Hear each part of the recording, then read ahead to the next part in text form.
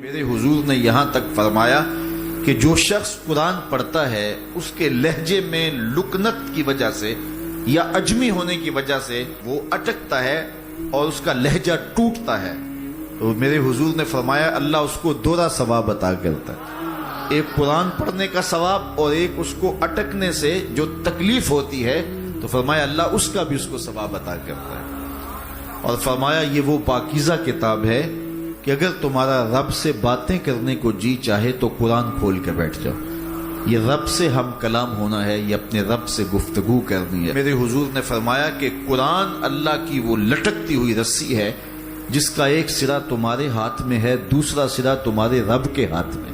تو خوش نصیب ہیں وہ لوگ جو اس کتاب کے ساتھ جڑ جاتے ہیں اور وہ دھرتی، وہ مقام، وہ جگہیں فیروز بخت ہیں کہ جہاں قرآن مجید کی تلاوت ہوتی ہے۔ گھروں کو قبرستان نہ بناؤ، گھروں میں نوافل ادا کرو اور قرآن مجید کی تلاوت سے اپنے گھروں کو آباد کرو۔ اگر گھر میں روزانہ کی بنیاد پہ قرآن مجید کی تلاوت کا معمول بن جائے تو پھر کوئی جن، کوئی بھوت، کوئی آسیب اور کوئی بدروح آپ کو تنگ نہیں کر سکتی۔ جہاں قرآن کی تلاوت تسلسل کے ساتھ ہوتی ہوگی وہاں جن نہیں ہوگا، وہاں ٹونے نہیں ہوں گے، وہاں جادو نہیں ہوگا، وہاں سایہ نہیں ہوگا، وہاں رحمت الہی کا سائبان تان دیا جائے گا۔ جہاں قرآن پڑھا جائے وہاں نزول باران ہوتا ہے، رحمتوں کی برسات ہوتی ہے۔ اور پھر اگر یہ جگہ اللہ کا گھر ہو، مسجد ہو، تو پھر تو دوہری برکت ہو جائے گی نا۔ وہ میاں صاحب نے کہا تھا نا کہ دودھ اندر جے کھنڈ رلائیے تے مزہ ہو جاوے دونا، کہ دودھ خود بھی میٹھا ہوتا ہے، اس کے اندر اگر چینی بھی شامل کر لی جائے۔ یہ روشنیوں کا منبع ہے، یہ مصدر ہے اجالوں کا۔ اس کتاب سے اتنی روشنیاں پھوٹتی ہیں کہ زندگی کے سارے اندھیرے ختم کیے جا سکتے ہیں۔ یہ طمانیت قلب کا سبب بھی ہے، یہ روح کے اجالوں کا سبب بھی ہے، یہ کتاب زندگی ہے، کتاب حیات ہے۔ اس کے بتائے ہوئے اصولوں کے مطابق اگر زندگی بسر کریں گے تو یہ زندگی بھی خوبصورت ہوگی، اور اس زندگی کے بعد ایک اور شروع ہونے والی زندگی ہے، وہ زندگی بھی خوبصورت ہوگی۔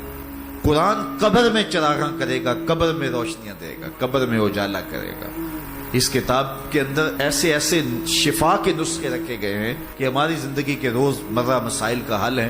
مثال کے طور پہ آج کل ہر بندہ معاشی طور پہ پریشان ہے، تو سورہ واقعہ صرف 3 رکوعوں پر مشتمل ہے۔ اگر یہ معمول زندگی بنا لے تو سورہ واقعہ جہاں ہوگی وہاں نحوستیں اور بے برکتیاں نہیں ہوں گی۔ سورہ یاسین پڑھو گے تو بے پناہ برکتیں اس کے دامن میں رکھی ہوئی ہیں۔ اسی طرح سورہ اخلاص صرف 3 مرتبہ پڑھیں گے تو پورے قرآن پڑھنے کا ثواب نصیب کر دیا جائے گا۔ ایک شخص حضور کی خدمت میں حاضر ہوا اور اس نے حضور سے کہا کثیر العیال ہوں، ذرائع آمدنی بہت تھوڑے ہیں، تو میرے لیے کوئی دعا کیجئے، کوئی مجھے نسخہ بتائیے۔ تو آقا کریم نے اس کو جو نسخہ بتایا سنا، فرمایا جب گھر جائے تو گھر والوں کو السلام علیکم کہہ دیا کرو۔ یہ کتنا سوکھا نسخہ ہے اور کتنا اچھا وظیفہ ہے، گھر والے بھی خوش، اللہ رسول بھی خوش۔ اس کے بعد ایک مرتبہ سورہ اخلاص پڑھ لیا کرو، غربت توڑ نسخہ۔ جب بھی گھر جاؤ السلام علیکم، اس کے بعد ایک مرتبہ سورہ اخلاص۔ اور میرے حضور نے فرمایا کبھی ایسا ہو کہ تو گھر جائے، گھر میں کوئی بھی موجود نہ ہو، تو فرمایا عمل چھوڑنا نہیں، فسلم علیہ، پھر مجھے سلام کہہ دینا۔ وہ اپنے نام لیواؤں کو تنہا چھوڑتے کب ہیں، جہاں ہم دم نہ ہو کوئی وہاں سرکار ہوتے۔ وہ کہتے ہیں میں عمل شروع کر دیا، گھر جاتا السلام علیکم، اس کے بعد السلام علیکم کے بعد میں سورہ اخلاص ایک بار پڑھ دیتا۔ اس عمل کی برکت سے میں نے تو امیر ہونا ہی ہونا تھا، میرے ہمسائے بھی امیر ہو گئے، میرے ہمسائے بھی امیر ہو گئے۔ تو قرآن کو اپنی زندگی میں بسا لو، قرآن کو شامل کر لو، دنیا بھی سنورے گی، قبر بھی سنورے گی، نزا کا عالم بھی سنورے گا، حشر میں بھی اجالے ہوں گے، جنت کی بہاریں بھی نصیب ہوں اور رسول اللہ کا ساتھ نصیب ہوگا۔